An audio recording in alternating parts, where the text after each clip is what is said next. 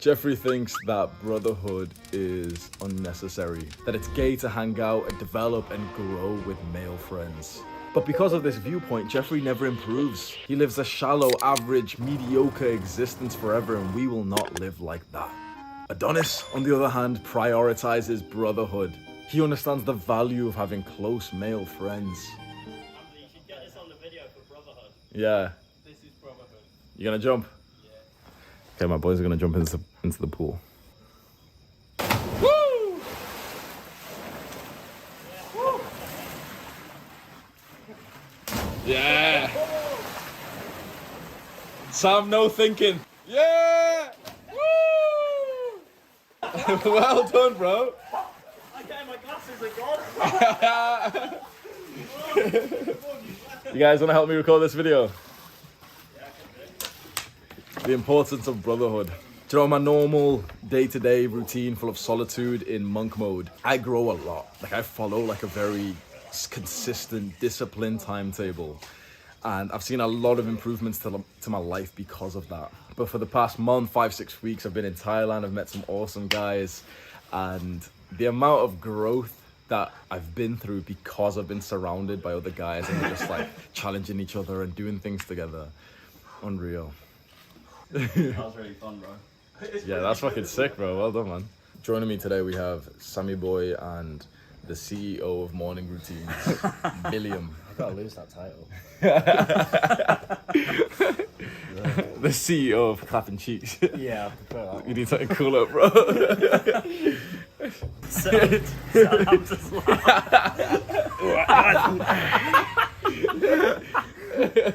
God. What does brotherhood mean to you, Jack? That sounds like my pizza. Is it? Hello. Hello. Go. Oh, he's driving out. He's gone. He doesn't want Weird any of motherfuckers, this. bro. He doesn't want any Man, of man, this. fuck this, bro. Oh, are they candles up there? What kind of ritual is this, bro? Why is everyone naked? Sacrificing something up there. I'm gonna get called a chef 100 times, bro. Oh, Hamza's eating pizza.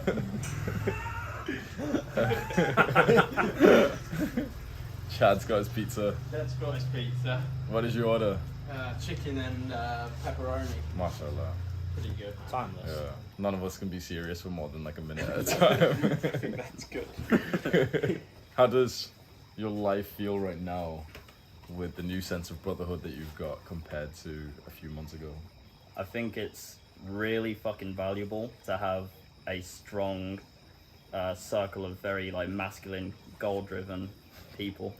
Hold the candle when you're talking. It's my turn. The talking candle. Mom said it's my turn. It's really, really valuable to have people who are on the same mindset, very purposeful masculine men, all pushing each other to be the best versions of themselves. I can feel very like authentic and very much so myself when I'm around these guys because I'm totally comfortable with who I am around them. Which is like quite rare for me actually. I've not really had that much in my life. I've very much so been quite sheltered in terms of like showing my authentic self. So Wow. it's oh boy. Are you sure? It's a bit of a deep rabbit hole, but long story short, anxiety and stuff. Who wants to go on the candle? Jack, how did we meet, bro? Hang on a minute. He's eating pizza like a Jeffrey. I'm eating pizza like Adonis. I'll tell you exactly how we met. So this Chew is your food first, bro. Swallow your food, bro. You look sexy as fuck in that, bro. Goddamn. me and Bill. We'd already met each other in Koh Samui. Been hanging out for a bit. Both living here alone, but met at a hostel. And then Bill just mentioned to me, probably 2 weeks ago, through that guy. What was his name? My mate Matthew. His mate Matthew. He was like, "Oh, mate Matthew says there's this guy Hamza. He's like does self-development YouTube and stuff. Apparently he's in Koh Samui as well."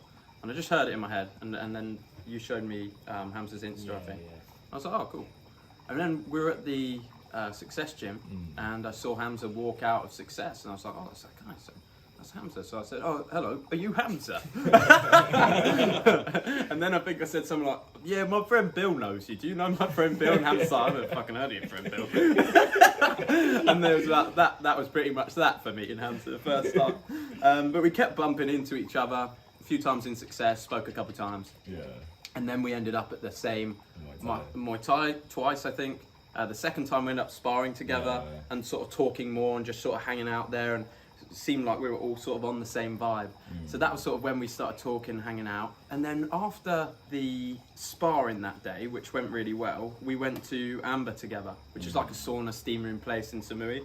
And we just hit it off, us guys, like pretty much figured we were all on a similar mission, all been looking for the same things, the same sense of brotherhood and masculinity, and we just ended up getting on really well. So we organised to go on this bike ride, like motorbike ride and waterfall adventure, and that just solidified everything, because the motorbike ride was sick, as like being in just a biker gang riding through like lush forest and amazing views together was so sick, and just a great sense of banter and like having fun the whole time. And then we went up this waterfall, which was pretty crazy to go up there anyway, but then we decided, when we were at the bottom, a lady said to us, don't go in this like little infinity pool, which we have a picture of all together so that you can pop up now. Don't go in this pool because the lady fell off it a week ago and died. So we go in the pool. Not only do we go in the pool, we then encourage each other to walk down the front of the waterfall, not even down the path, just down, like, I don't know what the word is, traface? I don't know, but we were going down that fucking thing. We were going down the front. It was pretty much a drop away from death at any point. And we did it all together, and we just talked each other through it, trusted each other, went down there as brothers, and after that we've been hanging out ever since, having a good time and just encouraging each other and making each other better men. So it's been pretty fucking awesome. Back to the pizza. You know what's interesting? You hear online when you've watched videos on like how to make friends that, you know, the way is, oh, we'll go to the gym and you know, do these things and you'll meet guys. And that's honestly exactly what happened. We literally met at the gym, and our friendship got a little bit more solidified at Muay Thai, and then we did more stuff together. What the piece of advice I've always gave out to like cultivate brotherhood and to meet people, choose like your highest caliber, like your best, most productive habits, like going to the gym, going to Muay Thai, going to some kind of adventure. Choose the things that you really like, that are like good for you, and the people there you already have so much in common with.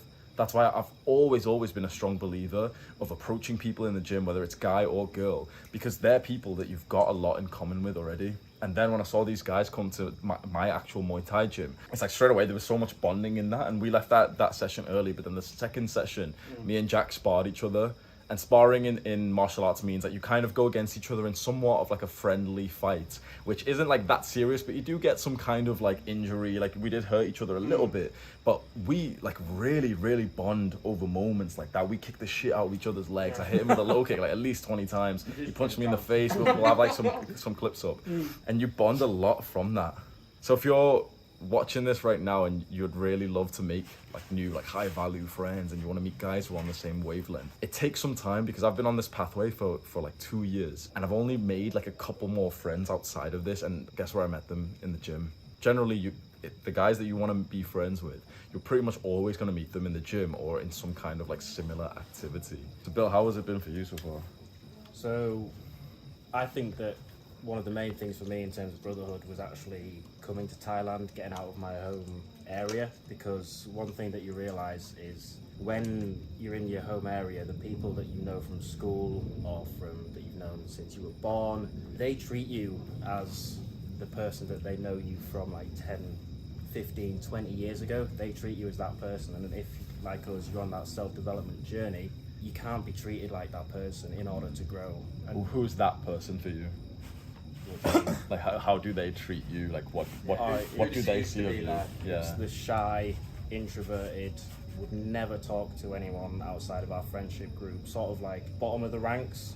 I was always that person, and now I'm sort of doing my own thing. I'm traveling, meeting new people. I can't go back to that. It's not even that it affects me now, it's just that they're speaking to a different person. Like, that's the old me. And you find that this is pretty interesting that I found out, that sometimes they will treat you like the person that they had most power over, if that makes sense. So they will treat you as if, like, because I was bottom of the ranks, they will always treat me like that. Even if I go on this personal development journey, start my business, I'm successful in that, I'm getting healthier, I'm getting more mindful, I'm achieving all these goals, they will always try and bring me back down to the version of myself that they have most power over. But coming to Thailand, you meet people on this same journey out, because you don't find people in your hometown that are on this journey, and then we all have this same vision, this same purpose. Like, we talk about all our goals and we work on our goals in private, but they all seem to be very, very similar in terms of what we want to give back, who we want to support, and what we want our lives to be like. So I think coming here and traveling was one of the most beneficial things that I could have done in terms of building my tribe, my community. So, Yeah, it's interesting you say that, because I'm not friends with anyone who knows me from college or even university or high school or anything. Really? And it's nothing so much against those people, but it is that dynamic where, like, if people's first impression of you stays consistent even if you've changed a lot. So everyone who I'm friends with now knows me from, like, sort of the new chapter of my life on self-improvement, and there's no one who knows me from a previous chapter. I have somewhat, like, kept in touch with some people and met some people, but we're just on completely different wavelengths. And when someone knows you from high school and now it's been 5 years, 6 years, 7 years, and you've had, like, a very, very different experience, and you've developed a lot and changed a lot, if their perception of you isn't updated to your new, improved self, it can be quite painful, quite sad, quite, like, it's almost like it diminishes Yeah. your own progress, Yeah. because you're not getting that recognition, although their recognition doesn't matter at all. It does. It really Yeah. does. You know, it's so, like, easy for us to be like, oh, well, don't care about what people say. But I'm a big believer of, like, I've never liked that mindset of, like, oh, well, you shouldn't care what people think. I don't care what anyone. But, like, bro, of course we do. Of course we care what Yeah. people think. It's like, it's inside of us. We shouldn't care of what some randomer thinks, but Yeah. we care about what maybe 100, 150 people think of us. It's like Yeah. the scientific thing of, like, you can have 150 people in your tribe who have some kind of emotional impact on you. 100% we care about it. And so if we're surrounded with people who see us in this lesser state, our subconscious does accept that. Yeah. We have a joke, us guys, that, like, we talk about the power of belief, and we make jokes about it where we're like, oh yeah, like, I really love leg day, or I love eating pad thai, like, I love eating healthy food. But what you believe about yourself is extremely, I think it's the most important part of self-improvement. I've said this before, like, your self-image, your thoughts, your attitudes, by far is so much more important than, like, the real world things. And coming from someone who preaches the real world things, like the importance of exercise and meditation, it's those internal psychological kind of things that are the most impactful in your life. And if you're around someone who negatively impacts your self-image, that's so detrimental, way more than you actually think it is. Like, imagine if, Sam, you lived, like, the total Jeffrey life, like, 2 years ago. If you kept around people that you used to, like, live stream with and play video games with, and they treated you in the same way, how would your progress have been compared to how it is now? I was gonna say, like, oh, thank you. I was gonna say, like, I very much so resonate with exactly what Bill said, because, like, it doesn't actually matter how much growth I have. It doesn't matter how much of a fucking Chad gorilla I become. If I join a Discord call with my old friends, I'm gonna get treated the exact same fucking way, and that's going to, like, completely, because, like, whether you like it or not, you are sort of a reflection of how people around you treat you. And so if you're hanging about people who are treating you like a little bitch, then you are inevitably going to start to become a little bitch. Yeah. And it's gonna sort of compile and compound into, you know, a very negative feedback loop. So it's very important to, once you realize that there are people who are bringing you down, to immediately cut them off and instead cultivate a circle of excellent, like-minded men who have your back and are pushing you to be better and not pushing you to be worse. Well, it's as simple as the people who you've had in your life for a very long time, like high school friends. You've met them at lesser stages of your life, and chances are you were compatible because you were both at lesser stages. And it's no disrespect to them or to yourself, it's just you met when you were compatible, and you'll probably find that you're no longer compatible. Like, one of the most common questions I get is always to do with friends, and it's like, oh, well, my friends are Jeffreys and they only want to smoke weed and play video games, and they kind of, like, bully me because I don't want to do that anymore. And the answer is, like, you know, I always try and give them a more positive one, which is get them on self-improvement, see if you can make progress with them. But if you're not compatible with someone now because your values have changed, your habits have changed, your attitudes have changed, and that you're becoming like a successful, productive person. It's disrespect to yourself and that person to continue hanging out with someone who you don't really even resonate with anymore. I have something to add to that. So let's say you have a group of friends. Like this is like quite a common dynamic. Like a group of friends, and you're like, you know, blah blah blah. There's usually one friend in that group who you like actually really connect with, and the rest are sort of just there because like, you know, mutual friends or whatever. Like the best thing you can do for that friend who you might actually care about is to actually just like leave that group and sort of lead by example. And you'll find that when you start to like rack up some wins, that friend will come to you and like with like a level of respect almost, and be like, I really like what you're doing, bro, and sort of re-enter your quote unquote tribe that way. You can't really force someone, you know, if you're sort of sat here and you're like complete fucking Jeffrey and you're like, oh guys, I want to get on self-improvement, be a Chad, like they're not going to take you seriously until you actually rack up some wins. And you need to lead by example for doing that. First man said something similar to you, didn't he? Rack up some wins, like put some points on the board. That's it. Yeah. That's it. Yeah. Head down, some points on the board. A lot of people, they struggle with like, where the fuck do I find these amazing men? Because they're hard to find. Like these types of men, the guys that you are like 1 in 1,000 guys. So if you're just walking around, it's pretty hard to find them unless you're incredibly lucky. Unless you're incredibly lucky, like maybe they're your friendship right now. Maybe you've got the ultimate friendship group and you guys are all on it together, self-improving. It happens, but it's pretty rare. I would recommend what I've done to find the kind of people I want to be around is be alone, look after yourself until you find people that you vibe with, and often you'll find them by moving away. So you've got to move away from home, and you've got to give up the activities that were allowing you to meet the caliber of person you met before. So when I first left home, I went from Peterborough to Bournemouth. I was still doing the same activities, like going to the club, drinking a lot of alcohol, taking drugs, and you just meet people. Like I used to think there wasn't people that didn't take drugs, genuinely, because I didn't have any friends that didn't take drugs. I just thought that was fucking normal. Everybody does some drugs like on the weekends, no problem. It was only when I stopped engaging in those behaviors that I realized and was open to the friendship of people that didn't do drugs. And I think you find those people by moving away from home, getting out your comfort zone and killing your bad habits. And also you can find them online. Like there's a lot of value in joining an online group. For instance, I joined one, like an online entrepreneurship community, and you can go on video calls together.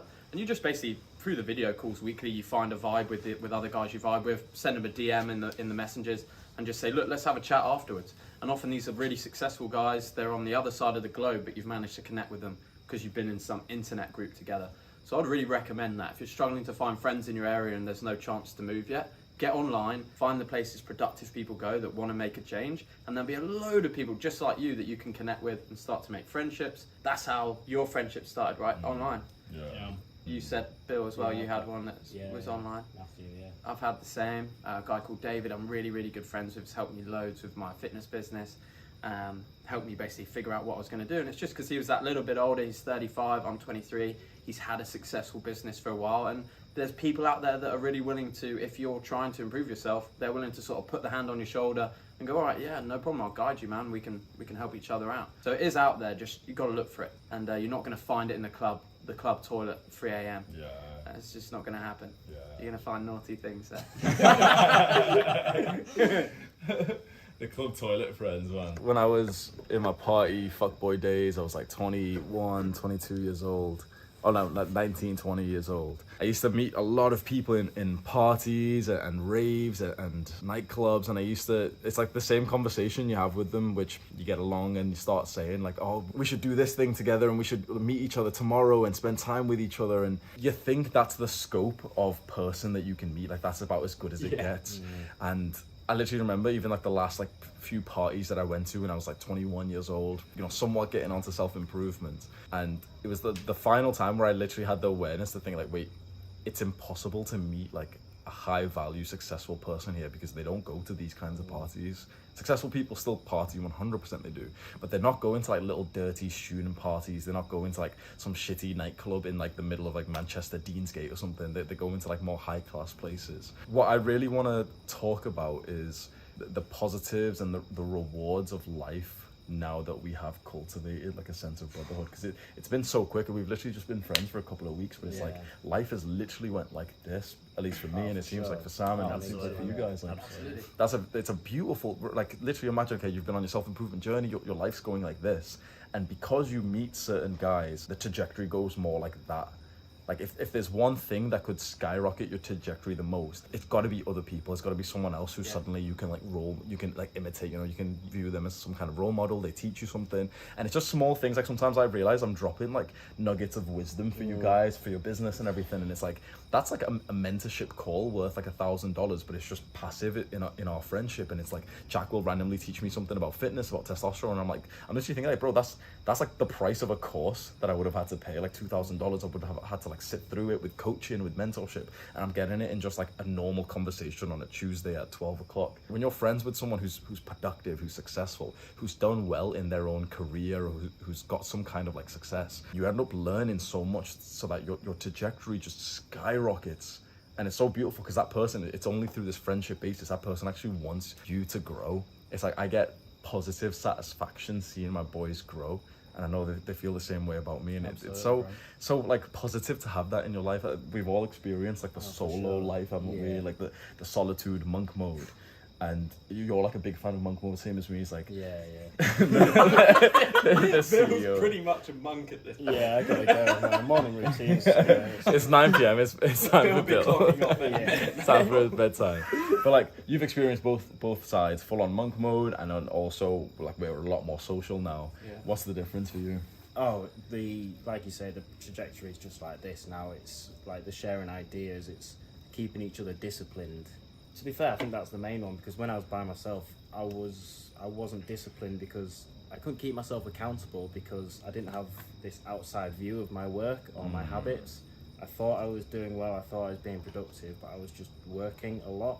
It wasn't focused work. So like having you guys around, like you're all sort of chipping in ideas, telling me how to just get a little bit better every single day, saying, why haven't you done your outreach? Like, just everything like this that's just keeping me like on the right track, but also accelerating my progress. Because you think, oh no, I'm a man, I can do this myself. But yeah, it'll take an extra 5 years if I want to do it by myself, if I even make it. I think so, and I also think it becomes way easier straight away because you start having more fun with it. So like filming content becomes more fun, editing videos becomes more fun, taking pictures becomes more fun because you're just hanging out with your boys. So it's like, it's so much sicker when you can hang out with your boys, have fun, like this is what I do in my off time anyway, but instead I'm getting productive work done. I love that. Like if you can find that, that's so sick, because your life just then becomes, for me, like so much more fun.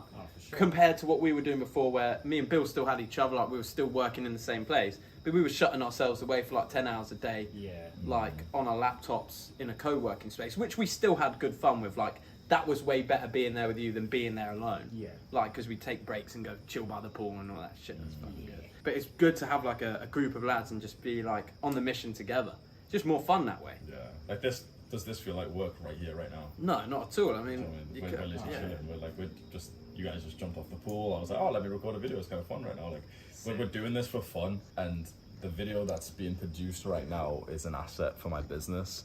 Just a few hours ago, we went to meet Bill in Starbucks, and we ended up seeing there was a blonde girl. I like blondes. There was a blonde girl there, and like literally, I just go and approach her, and I'm practicing my cold approach skills. I noticed Jack's already started recording me. Then he approaches a girl. Then Sam's recording. Getting those clips is assets for our business. And then I approached another two girls. We got that. It's like we literally the attitude you had the other day when we started thinking like, oh yeah, well we should record some of our cold approaches because it's an asset. And it's like suddenly we're just mixing work with like fun, because we were doing that anyway. And we are very privileged that our work is literally just our lives, really, which is fucking awesome. Which is awesome. But this is like my deep work block right now. This is my work right now. I'm chilling with my boys. We've all got our laptops out. We're just like, we had music playing before, jumping off the pool. Obviously, we're not doing like total focus, like head down kind of work. We're not jumping off the pool, Hans. We're jumping off the roof. I was gonna let you off the hook. You said it once, but you've done it twice now. Sam, please.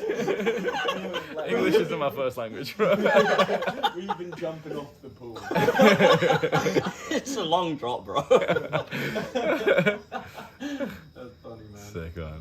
Anything else we should say? Final words of I encouragement. love you guys. That's all. Yeah, just feeling lucky that we've met you guys. We're all, looking forward to seeing us all succeed. Oh mate, I can't wait. It's going to be fucking awesome to see everybody grow. And I just say to anybody who's in that spot right now where you're feeling like life's pretty shit and you can't really see a way out, that we've all been in the same spot. You've got to do everything you can and then leave the rest to God. You'll be guided. We didn't know this was going to happen. We didn't know we were going to meet. It's like a 1 in a million chance, and it happened. I'm a strong believer if you're doing everything you can like to better yourself, the universe will send good things your way. So just get to the grind, put your head down, and everything will be all right in the end. Love that. The CEO of testosterone. Look at that fucking gorilla on it. I love that, man. Final words of encouragement. What would I say? One final piece of advice. I didn't get this quick. I wanted a sense of brotherhood and friends for a very long time. Like I moved back home and I had to put my head down and really develop myself. I think the one final thing we should just quickly discuss is that, you know, it's amazing getting this, but how do you specifically get this? And one of the things I said is, okay, be in the environments where you would meet people who are like-minded. But if you want that sort of high value brother, you want to meet guys who are doing something, you want to meet like those high value men, they're successful, they're productive, bro, you've got to be one of them. You've got to be one of them. Yeah. Quite frankly, if me and Jack met, but Jack was like some other guy who I didn't respect, you know, just like I respect him straight away, you know, from first glance I see his physique, it's like, yep, of course you're gonna get my respect. I'm taking him serious. Like a lot of people come to me and it's like, it was a different vibe where it felt like we were on the same level as soon as we spoke. It didn't feel like a sort of fan speaking to me. It felt like, oh yeah, well yeah, this is a guy actually like, he knows me, but it's like someone I'd actually be friends with. I noticed something was actually strange. Like we had literally a 1 minute conversation. Just he said, oh, you Hamza, like my friend watches you and stuff, do you know him? And like, oh, how long you in Samoy for and everything. And I was the one who said, oh, let me get your Instagram, let's train together. Because you like, when you're successful, when you're like productive, you can tell when someone else is too. Especially if there's physical indicators of like muscle size in the gym. And you've got to make sure that if you do want to meet like these high value productive guys, like you've got to at least try to become one of them. You've got to be putting in the work. You don't want to be like at a low position thinking, oh well, I wish I could get friends like that. Well, become a man like that first, and then people will actually want to be friends with you. I guess you don't even have to be already successful or already have like the body of a gorilla. As long as you're just on that journey, you're putting in the work now.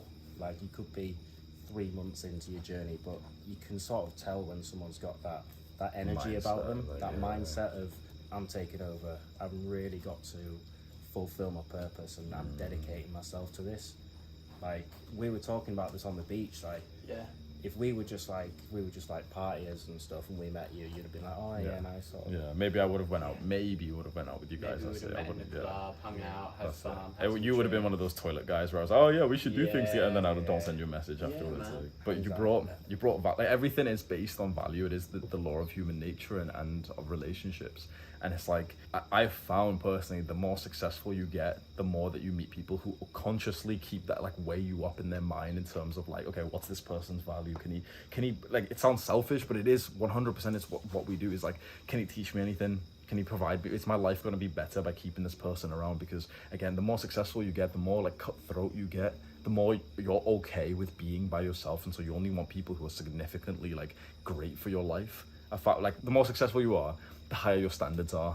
100%, but I think you should get them high when you're you're unsuccessful starting as well. Yeah. That was pretty much how I started. I always feel bad kind of saying this stuff because if any of my boys back home, like any of my proper boys, you know who you are, and like this doesn't apply to you because we're G's, but you know the same mission that I've had to go on. Sometimes you just have to leave the comfort of your good friends to find the people that are gonna take you to that next level. Like I have friends that I still love at home and will happily hang out with and have a great time with, and I can't wait to see them again. But they're not always the same friends that are going to elevate you to that next level. So you've got to be on the lookout for them. And sometimes you've got to give up your friends you're having fun with now, because although you guys all have a great time together, you love fucking watching movies, smoking weed, playing video games, and you guys are the best of brothers, unless you can spin them all around and start getting on the grind together, like that's pretty short-lived. Because one day they're going to have girlfriends, 9 to 5, and fucking kids.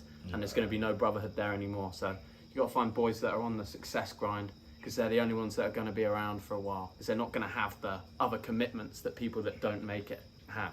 Yeah, absolutely. That's a very dark Yeah, that's fucking heavy. truth, isn't it? It's something that's a lot of people don't want to talk about, but it is. It's the phrase like it's lonely at the top, and it's lonelier because there are more people at the bottom. But I've never wanted to accept that phrase, and I've always thought like, nah, but I know there's a lot of successful people. It's not that special. Like 1% of people are successful, and that's still a lot of people. And the idea is meet the people who are either at the top or who are clearly making progress to get there, because they're going to be around. And of course, you know, you can still make mistakes and failures and everything, but it's a lot better than just staying complacent and average and mediocre just because it's what you have now.